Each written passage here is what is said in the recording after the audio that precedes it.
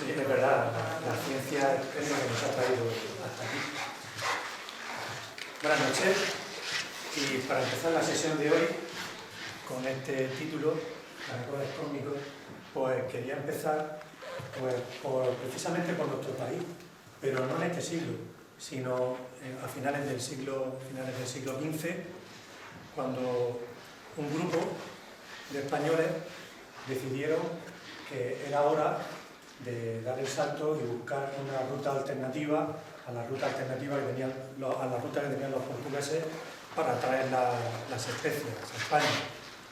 Y se embarcaron en una aventura que les llevó varios meses y cruzaron de punta a punta el océano Atlántico. Pero unas pocas décadas después, a principios del siglo XVI, otro equipo de navegantes españoles, el equipo de Magallanes, pues hizo otra de las gestas que no creo que, pongo la mano en el fuego y casi no me quemo, que ha sido una de las gestas más singulares de nuestra especie, que ha sido cruzar el Océano Pacífico. Pero cruzar el Océano Pacífico a principios del siglo XVI, hablamos de una gesta importante que hay que ponerla en el auténtico contexto de la navegación de la época. Supone que desde que la expedición de Magallanes dobla el Cabo de Hornos hasta que llega a las tierras del este asiático, más concreto, creo que a Manila, la zona de Manila, ¿no, Pepe? La zona de Manila, se pasan varios meses sin contacto ninguno, sin ver nada más que agua. ¿Qué significa eso? Que tienes que llevarte un montón de cosas solamente para poder sobrevivir. ¿Qué tendríamos que llevarnos en una expedición de ese tipo? Sobre todo agua y víveres y otras muchas cosas. Pero de que en esa época, finales del siglo XV, principios del siglo XVI, aprendimos qué cosas tenemos que llevarnos para pasar meses y meses y meses sin contacto ninguno y pudiendo sobrevivir con nuestros propios medios. Siendo esa una de nuestras mayores gestas, que fue la conquista y la primera vuelta al mundo de Magallanes, tuvimos que esperar hasta mitad del siglo XX para poder conquistar la otra gran frontera. ¿Y qué otra frontera era esa, Paco, que empezamos a conquistar a principios del siglo XX? El hombre decidió salir al espacio. A finales de los 60 el hombre por fin pone el pie en la Luna, pero eso fueron 20 años de exploración espacial. 20 años que hay que agradecerle evidentemente a Laika, por ejemplo, que fue el primer ser vivo en salir al espacio. Los rusos dijeron que estuvo 6 días viva, pero bueno, solo fueron 6 horas. Pero bueno, gracias a ella pudimos entender a qué cosas nos podíamos enfrentar, a qué problemas con la temperatura, a qué problemas con el ambiente que nos esperaba ahí fuera nos íbamos a enfrentar. Porque, por ejemplo, ¿a qué ambiente se ha adaptado nuestra propia especie? Muy bien. El ser humano es una especie que es capaz de adaptarse a ambientes muy variopintos, ambientes en la propia Tierra. ¿A qué se ha adaptado el hombre? Primero a climas desérticos.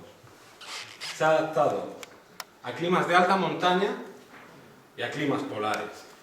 ¿Cuáles son las diferencias?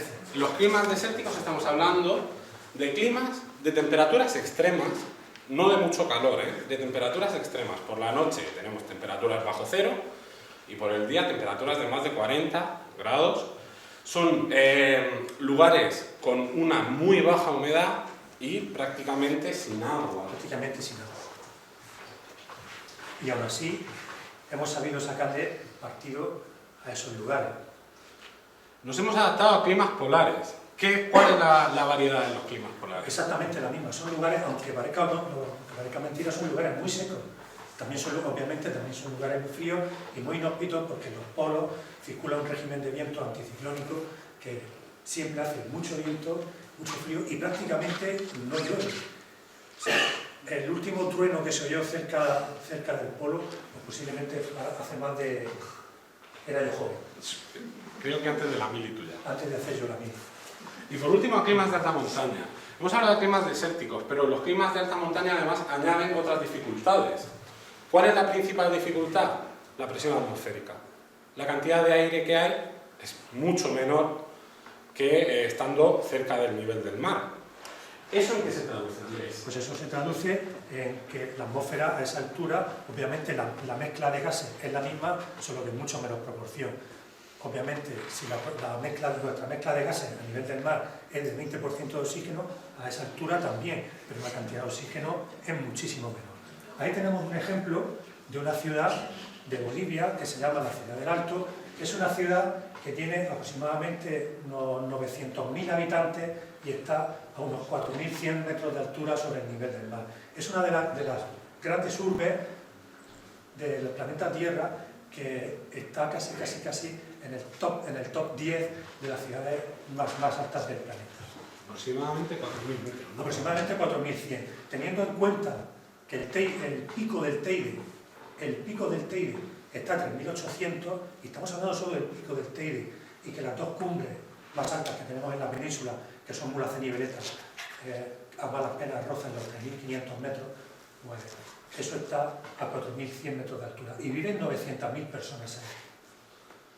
También son climas de temperaturas extremas, son climas muy fríos, son climas que no tienen muchas precipitaciones, es decir, la abundancia de agua es pequeña.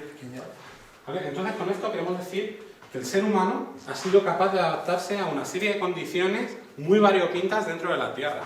Jugaba en casa. Pero ¿a qué se tiene que adaptar en el espacio? Claro, aquí hay que adaptarse en el espacio, porque en el espacio, obviamente, pues no hay aire. ¿Y qué es lo que tampoco tenemos en el espacio? No hay presión. No hay aire, no hay presión. Y las temperaturas, que es la atmósfera, la que regula la temperatura de la Tierra y los océanos, ahí arriba no hay nada que regule las temperaturas. Y cuando miramos al Sol, las temperaturas pasan de 100 y pico grados, pero cuando estamos a la sombra de la Tierra, las temperaturas se acercan bastante al cero absoluto, que de que hablamos de temperaturas por debajo de los 200 grados centígrados. Y por supuesto, una radiación solar muy intensa, que en la atmósfera de nuestro planeta, que nos protege de esa radiación tan intensa, pero que en el espacio no hay. Por tanto, aquí tenemos a nuestro amigo Gary, el amigo de Bob Esponja, que cuando tiene que salir, tiene que echarse en su casa todas las cosas necesarias para poder sobrevivir. Quiere decir que cuando nuestra especie sale al espacio, tenemos que llevar nuestra mezcla de aire, por ejemplo, tenemos que llevar nuestra presión, porque si llevamos la mezcla de aire, pero no va presurizada, estamos fastidiados. No tenemos mucho que respirar. Por supuesto, tenemos que estar a gustito, ¿vale? Tenemos que llevar una temperatura que sea confortable. Al menos que nos permita funcionar, que no esté en esos rangos extremos en los que podemos sobrevivir, sino que podamos trabajar. Y tenemos que llevarnos los alimentos. Con eso, una persona puede sobrevivir todo el tiempo que le haga falta. Porque con la barriga vacía no se expresa. No, pero vamos. Entonces, para salir al espacio, pues parecemos poco menos que caracoles cósmicos y tenemos que echarnos la casa a cuesta. Y cuando hablamos de la casa a cuesta no hablamos solamente de los muebles, hablamos de nuestro aire a una presión que nos permita poder movernos, una temperatura que nos permita poder hacer cosas y sobre todo nutrientes. Y yo la wifi, por si acaso. El wifi no se da bien. Vale, ¿y esto cómo se hacía hasta ahora? Porque claro, hemos dicho que desde mediados del siglo pasado, desde mediados del siglo XX, estamos saliendo al espacio. Las condiciones con las que salían los astronautas no eran las mismas que hoy en día. Mucho menos. ¿De qué condiciones estamos hablando? Bueno, temperaturas entre 14 y 20 grados, 21 grados centígrados aproximadamente. Bueno, no está tan mal. No está tan mal. Puedes pasar un poco de frío, pero no está tan mal. Una atmósfera de oxígeno puro a 300 hectopascales. ¿Qué quiere decir eso, Andrés? Pues eso significa de que si, como hemos visto en los climas de alta montaña, tenemos muy poquito oxígeno, porque tenemos muy poquita presión, pero claro, también hay muy poquito oxígeno. Pero yo lo que sí puedo hacer es respirar una atmósfera de oxígeno puro, poquita presión, porque lo que necesita mi cuerpo es el oxígeno. Recordamos que la mezcla de gases que respiramos es un 75%, ¿qué gas? Nitrógeno, y solo el 20% de oxígeno, lo que quiere decir que en las misiones Apolo lo que había dentro era una atmósfera de oxígeno puro a 300 hectopascales. 1000 y poco hectopascales es la presión que hay a nivel del mar, 500 hectopascales es la presión que hay a 5000 y 300 hectopascales es la presión que hay más o menos un poquito más arriba de la altura del Everest. Pero, ojo, hay que poner el asunto en contexto. Es oxígeno puro. Solo hay oxígeno. Es oxígeno puro. Luego vale. Se puede respirar y es confortable. Es confortable. ¿Qué problema tiene el oxígeno? ¿Qué mal se lleva con algunas grasas? Y Pues el oxígeno pues, arde combinarlo. Cualquier reacción de combustión, ¿qué elemento lleva siempre? Oxígeno. Y arde Combinarlo. combinarlo. Imaginaros una atmósfera solo de oxígeno. Peligro. Peligro. ¿Pero por qué peligro? Os voy a recomendar una cosa. Como estamos en Teleco y vivimos en la área de internet, os recomiendo que veáis uno de los despegues de los transbordadores espaciales, que hay un montón de vídeos para verlos, de las cámaras subjetivas que llevan fuera, y entonces vais a entender por qué hablamos de peligro, de llevar una atmósfera de ese tipo. Muy bien. ¿Por qué se incendia? Combinarla. ¿Qué peligro tiene eso? No voy a haceros cantar cumpleaños feliz, porque no me parece bien de momento. Pero bueno, lo primero que tenemos que hacer es felicitar a esta joya que hoy cumple 15 años y 3 días. Ya, si os arranquéis luego en el cumpleaños feliz, yo no diré nada. Porque no lo llamo. No sería la primera vez. Muy bien. ¿Cómo salimos hoy al espacio? Sabemos que antes la forma de salir era incómoda, peligrosa.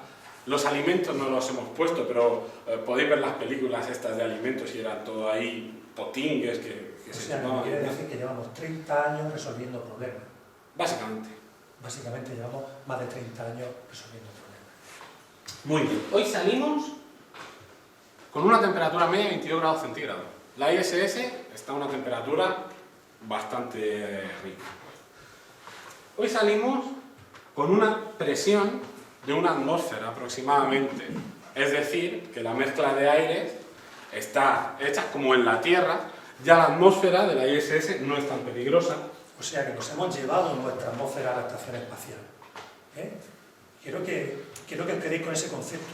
Nos hemos llevado un pedacito de nuestra atmósfera a la estación espacial. Nuestra mezcla de gases y nuestra presión y nuestra temperatura.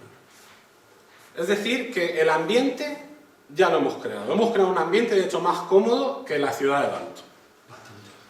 ¿Vale? Ya hemos salido al espacio, pero bien, aquí hay que vivir.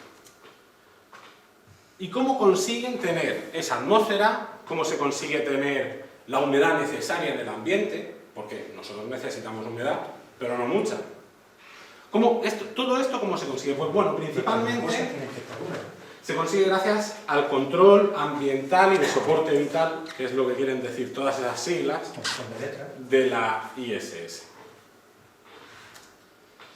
El módulo Electron, el módulo OVA, y aquí tenemos pues, dos fotos muy chulas. A la izquierda tenéis el módulo Electron y a la derecha tenéis el módulo OGA. Electron es un módulo que es un módulo de electrólisis para producir oxígeno a través del agua. Es muy sencillo. Aplicamos corriente, el hidrógeno se ventila afuera y el oxígeno queda dentro. Y OGA significa Oxygen Generator Assistant. Eso es. Y hace prácticamente lo mismo. También es un módulo electrolítico. Muy bien. La gente suda. La gente hace pipí. Muy importante. La gente necesita agua. La gente se lava. Acordaros de Entonces, Magallanes en el siglo XVI. Podemos pasar varios días, podemos pasar muchos días sin comer, pero no podemos pasar más de 24 o 48 horas sin comer. en la misión actual hay 2 astronautas que llevan un año ya en la ISS. Un ruso y un americano.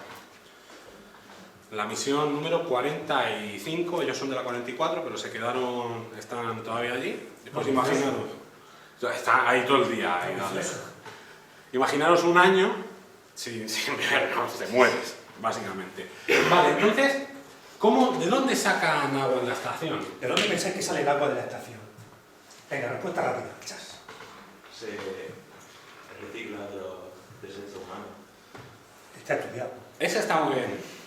Efectivamente, hay módulos que reciclan el agua de los desechos humanos, pero de todos además, hasta del sudor. Y hay un problema. También se recicla de la orina. Y todavía hay cierta barrera psicológica con algunos astronautas a que se beban ese agua. Pero de todas formas, pues bueno, pues poco a poco. Han conseguido abaratar en un 65%, abaratar no, disminuir en un 65% el volumen de agua que llevaban en las primeras misiones al volumen de agua que tienen que llevar hoy en día. De todas maneras, lo mejor que podemos hacer es que lo veáis. Hoy vais a ver, hoy nos estáis viendo a Paco y a mí, pero en esta sesión de Caracoles Cósmicos vais a ver a un tercer hombre que os lo va a presentar mi compañero Paco y va a ser una pieza clave en la sesión de hoy. Conocéis todos a Chris Hadfield, ¿verdad? Sí. Bueno, pues, los que no lo conozcáis lo vais a conocer hoy. Él os va a explicar el tema del agua. 150 liters of water a day, that's over 1,400 cups of water. Water consumption is critical on Earth, but even more so here on the International Space Station, where we have a closed environment. From washing ourselves to making our coffee, or even when we sweat, the water gets expelled, is collected into a purification system. And we would claim about 93% of all the water on Earth. It's so water, space makes it. That's on the other side, right? Water used to be delivered in water-filled bags like this one. ¿Lo veis? Eso se We sube. brought up on space shuttles and of course all of the visiting resupply vehicles. But since 2010, we've got a system on board that can purify the water real time. You don't have to take it up and store it in bags. We have filters and a keg-sized distillery that spins to create artificial gravity and move the wastewater along. And with it, we can recycle 6,000 liters of extra water for the station each year. We even recycle our urine. Before you cringe at the thought of drinking your leftover wash water or your leftover urine, keep in mind that the water that we end up with is purer than most of the water that you drink on a daily basis. No es tan That directa la makes cosa, the ¿eh? International Space Station its own self-contained environment. That's a critical step towards living for long periods off the planet Earth.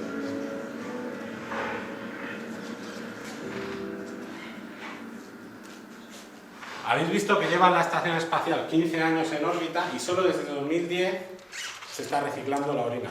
Bueno, entiendo que tenemos un pequeño hándicap en esta conferencia, ¿vale? Todos los vídeos están en inglés.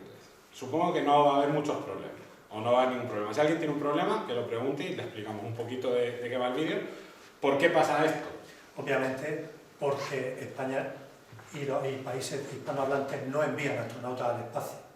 Esto lo hace la Agencia Espacial Canadiense y otras agencias espaciales y son en inglés. Muy bien, y ahora vamos a ver un vídeo muy interesante, Sobre todo para aquí. para la gente con el pelo largo. Atentas las chicas, que vosotras sois muy coquetas. Vamos a ver cómo se lava el pelo un astronauta. Y más importante todavía, Hi there. I know a lot of people ask me how I wash my hair in space, and I thought I'd show you how I do it. Let's see. To get started, these are the things I need. Okay, I put warm water, a little bit of red shampoo, towel, and my comb.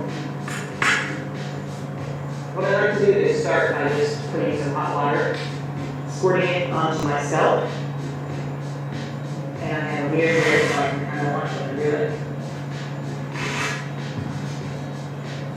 Sometimes the water gets away from you, and you try to catch as much as you can. And I just work the water up through to the ends of my hair. And I take my Nordic shampoo, You squirt it also on the scalp, a little bit, and rub it in. Again, kind of working it out to the ends. And sometimes I'll have to take my comb, work it all the way to the ends. And I like to take my towel while I have the shampoo in there and just kind of work it. Because without standing under running water, you kind of need to use the towel a little bit to help get some of the dirt out. I like to follow that by a little more water. It's called Nordic shampoo, but I think it's best to use a little water with it.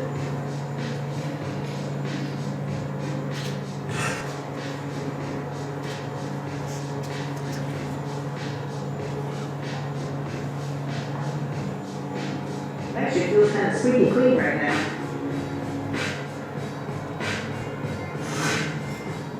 And I'll take the dry part of my towel. We use towels for quite a while here, since we have limited supplies. We use them wisely. I think that's pretty good. And now as my hair dries, the water evaporates from my hair. It will become humidity in the air, and then our air conditioning system will collect that into condensate, and it won't be long, and our water processing system will turn that into drinking water. At the end, I just do one final comb through to make sure there are no smells and snags. And while it dries, I just like to let it stay free. I don't put it back in a ponytail while it's drying.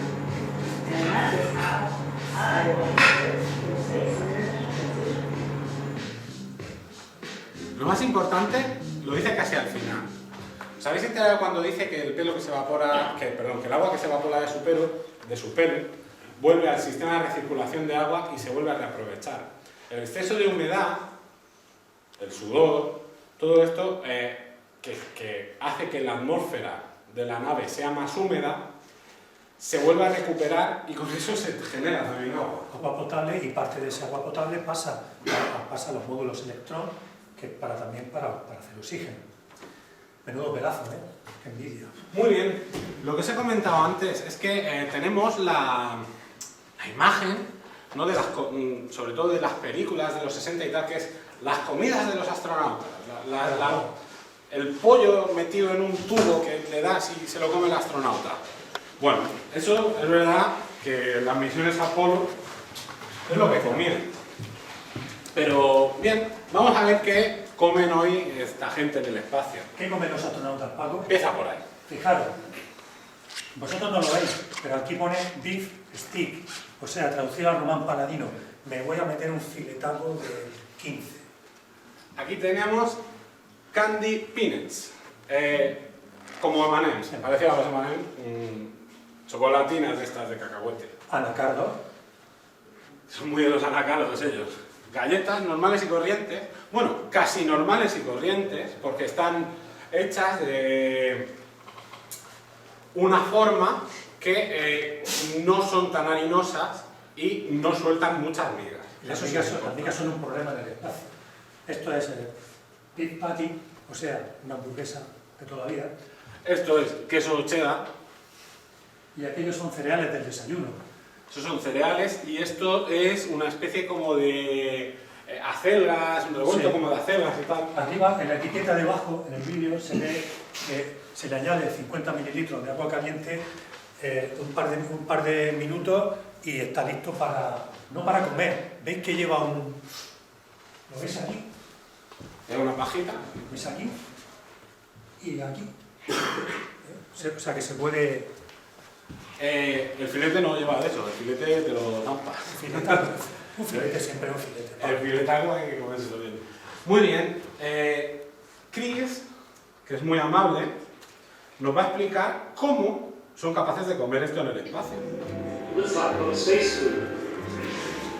In the early days, the Señor Sarguillano, Espera. la estación espacial. mostly squeezed out of soup. Un momento. Un momento. Que te voy a quitar todos los puntos del carnet. Eso es a la velocidad a la que van, ¿eh? Yo, si aquí hubiese algún guardia civil, lo habría pasado así de golpe. Eso es Pero vamos, The early days eso son of 2 space vueltas exploration, y pico a la Tierra. food was mostly squeezed out of tubes and brought up in dehydrated packets. But today, Ese es el ayer. we have quite a variety of food. There's all sorts of things that we normally consume on Earth that we have here in space. We just need some minor adaptations. In the case of sandwiches, we had to substitute for bread, so we decided to use tortillas. But why? Mostly it's because bread, of course, makes crumbs. When you eat them on Earth, the crumbs fall down to the ground. But here, crumbs are just going to float away.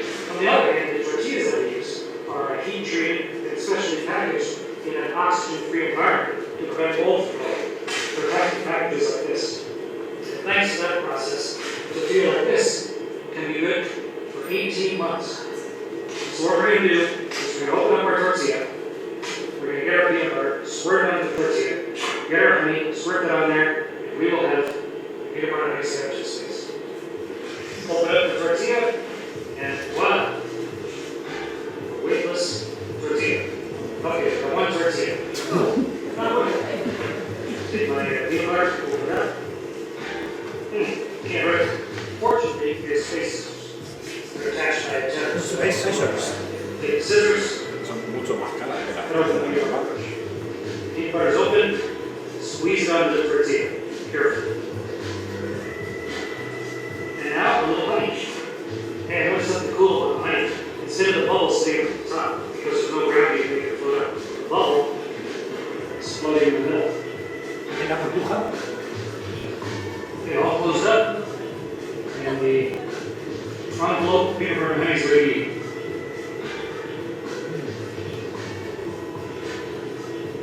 That's good. Last piece of my sandwich. It's pretty delicious. But my hands are all sticky. Gotta clean up. We don't have a sink. We don't have running water.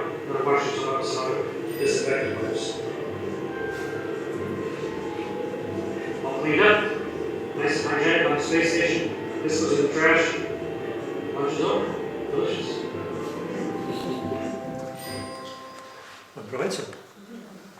Ya habéis visto que básicamente comen lo mismo que nosotros. Ya sabemos más o menos que las condiciones de vida son buenas, que la nutrición es normal, bueno, dentro de sus parámetros, ¿no? Están en el espacio, pero más o menos es normal.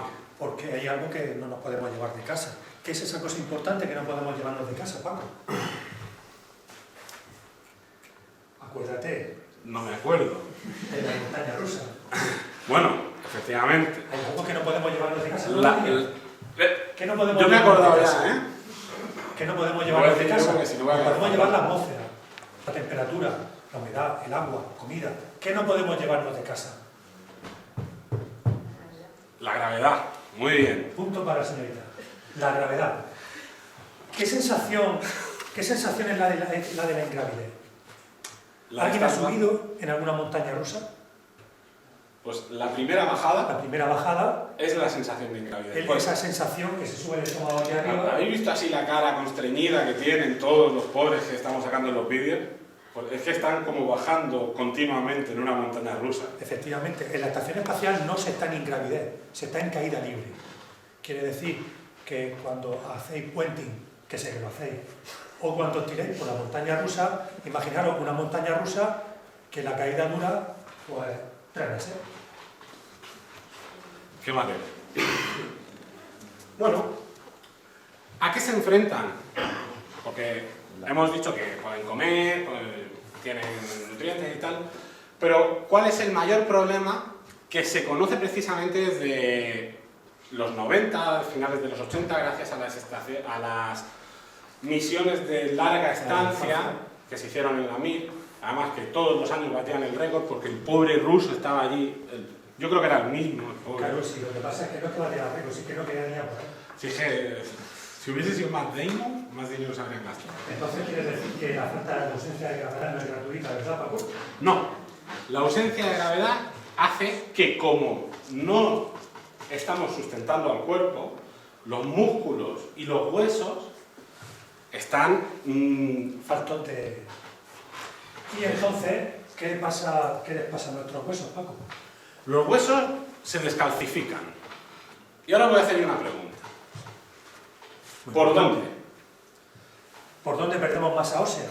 ¿Por dónde perdemos el calcio las personas? Venga, ¿quién se anima? En la Tierra lo perdemos por el mismo sitio, pero en el espacio, claro, más. ¿Quién se anima? ¿Quién se anima? ¿Por dónde pierde nuestra especie la masa ósea? Porque todos decimos, sí, los astronautas pierden masa ósea, vale, pero ¿por dónde? ¿Se suda la masa ósea? ¿Qué pasa? ¿Por dónde sale la masa ósea? ¿La orina? Por la Muy orina. bien. Muy Quiere bien. decir que meamos los huesos, ¿no? Piedras en el riñón están O sea, ahí. hombre, orinamos los huesos. No quiere decir que yo me vaya ahí al aseo y se oiga el clink, clink, clink, clink. ¿Qué pasa por ahí? ¿Un menisco? No, obviamente eso no ocurre así. Pero efectivamente en los análisis de orina que se les hacen a los astronautas se encuentra una sustancia que se llama sulfato de calcio, y ese sulfato de calcio sale de la pérdida de la masa ósea. ¿Y cómo se contrarresta eso? Pues vamos a ver cómo se contrarresta esa pérdida de masa ósea. ¿Cómo luchan los astronautas contra eso? Weightlessness is cool. It shouldn't be things you can't do anywhere else. You can fly, float, turn, but it doesn't come for free. Without constant load in your body, you can get incredibly lazy. Your muscles will start dissolving, your bones will start getting reabsorbed back into your body. So to stay strong, to run a spacewalk and fight the spacesuit, or so you're strong enough to walk around when you get home again, we have to exercise. We have to demand that our bodies stay strong. And we do that in various exercises accompanying our space station, including T2, treadmill, and the Terminator, right here on space station, time exercise.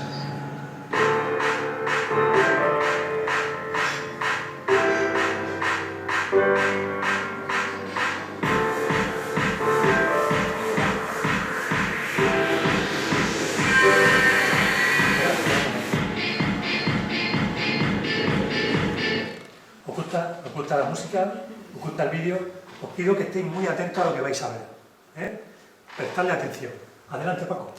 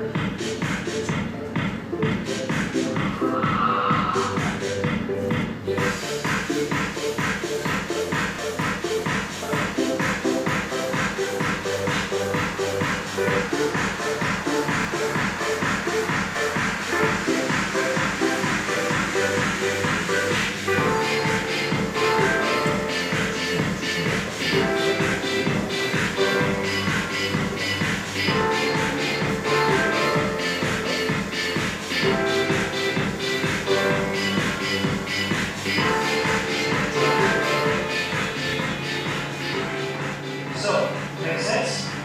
That's how we exercise in space. Keeping ourselves strong and fit, ready for whatever might happen. Bye.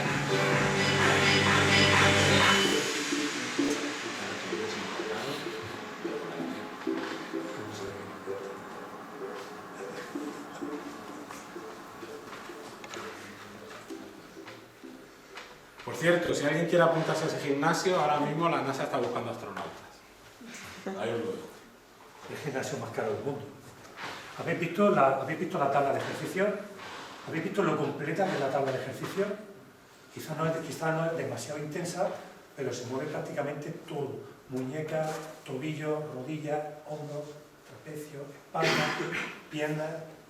Es muy completa precisamente para evitar que haya zonas del esqueleto que se degraden a mayor velocidad que otras, porque los músculos también protegen un poquitín, todo el músculo protege los huesos.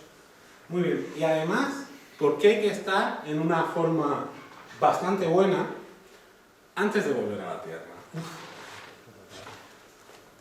Alexander Samakuti, our temperatures and ground controllers calling it a bullseye landing. Is now in the process. A Russian Soyuz space capsule has landed safely in Kazakhstan with 3 astronauts on board. Yes, indeed it is.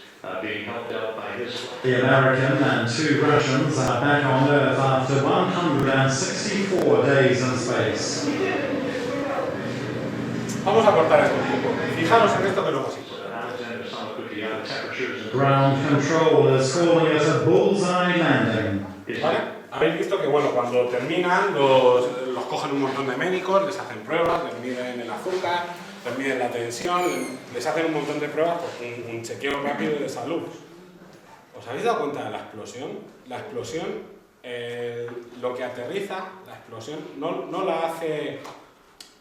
El humo que sale o la tierra que sale no es al impactar, sale antes de impactar. Es decir, que tú coges, te haces un viaje de 400 kilómetros, lijado, salen un montón de paracaídas cuando estás llegando, ahí tienes un tirón fuerte, pero cuando estás a unos 4 metros de altura, todavía vas sobre 40 40 y pico kilómetros por hora. 40 y tantos kilómetros por hora, y a falta de 3-4 metros se activan unos cohetes que te bajan de 40 kilómetros a unos 20 kilómetros por hora, a 5 kilómetros por hora, para el impacto. y ya te chocas contra el suelo a 5 kilómetros por hora. Muy bien, acaban de desacelerar 35 o casi 40 kilómetros por hora en 2 metros, eso hay que aguantarlo. Sí, pero tenéis que pensar que venía de 27.000 kilómetros por hora.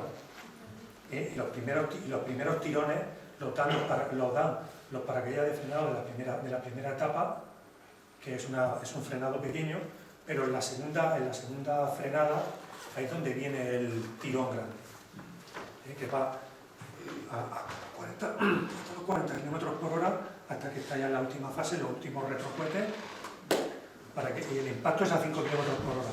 Vosotros cogéis a 5 kilómetros por hora una bicicleta, que no es mucho, e impactar contra una pared, no sé, el impacto final. Y habéis visto que hay que sacarlo, hay que sacarlo porque literalmente no se puede mover. Yo sé que todos habéis visto una película por ahí donde una actriz muy famosa cae la cápsula a tierra y ella sola casi que llega a la playa. Eso no es así, no existe eso en la vida real, ¿vale? Hollywood a veces hace un flaco favor. El piñazo que te da. Literalmente que no te puedes mover. Vale, ya hemos visto que respiran parecido a nosotros, hemos visto lo que comen, lo que beben, cómo hacen sus necesidades vitales, cómo se ejercitan para no perder la masa ósea y muscular, pero todavía falta algo fundamental para la vida del ser humano que todavía no hemos visto cómo hacen. ¿Qué pensáis que falta? ¿Qué es fundamental? ¿Qué pasa? Hay una cosa que si no la haces durante 5 o 10 días, no me acuerdo el número que era, te mueres. Dormir. Muy bien, efectivamente. Pero ¿cómo se duerme en ingravidez? Pues nos lo va a explicar. Como no, Chris Hadfield, que realmente nosotros no damos la charla, todos ponemos su vídeo y ya. También sabemos que nosotros. También sabe bastante más que nosotros. Hi, Chris Hadfield here with the International Space Station. We keep busy on board the space station. Long days, lots of work, physical exercise. At the end of it, you're tired. But how do you sleep in space? In order to make it comfortable for the astronauts, originally we were going to put us all in one habitation module with sleep stations all around it. But the way the station was eventually built, we have sleep stations inside Node 2, which is the forward part of the station, and inside the service module, which is in the aft. A total of 6 small bedrooms, sleep stations, sleep pods. And inside each one is just a sleeping bag, tied to the wall. You might think it's uncomfortable not having a mattress and pillow, but without gravity, of course, you don't need anything to hold you up. You can just completely relax. And you don't even need a pillow. In space, you don't even have to hold your head up. So you can relax every muscle in your body, and your arms float up in front of you. Your head tips forward. But before I go to sleep, I gotta put on my pajamas, because I have space genius. I'll be right back. Great. In my super comfy Russian full-length pajamas. Nice for when you have to get up in the middle of the night. And ready to go to bed. I'll show you where I sleep.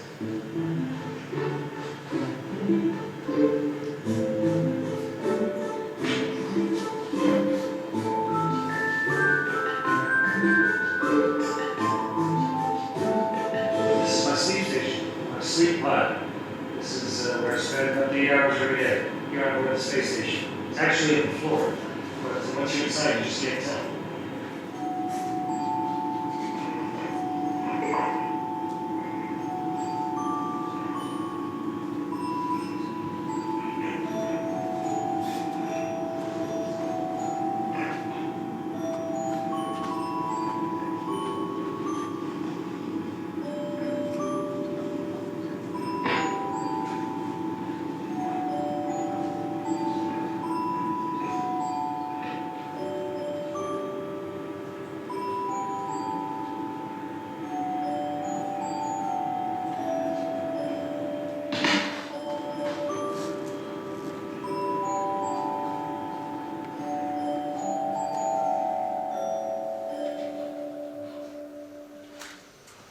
Muy bien. Y ya para terminar, bueno, voy a dar unos cuantos datos que además ahora están de moda por el cumplimiento de los 15 años. Es decir, que hay 45 misiones tripuladas, han llegado ya en 15 años, que han hecho más de 180 paseos espaciales, salen aproximadamente uno al mes, que han ayudado a 45 millones de escolares en proyectos conjuntos con la ISS, en todo el mundo, evidentemente, que han hecho miles de investigaciones científicas. De hecho, creo que hay 1.700 y pico artículos que se han publicado desde la ISS. Es decir, que esto no es un juguete. Es un laboratorio a 400 kilómetros de casa. Pero claro, la gente, aparte de comer, dormir, beber, y hacer sus cositas y tal, también necesita entretenerse. Entonces, para acabar,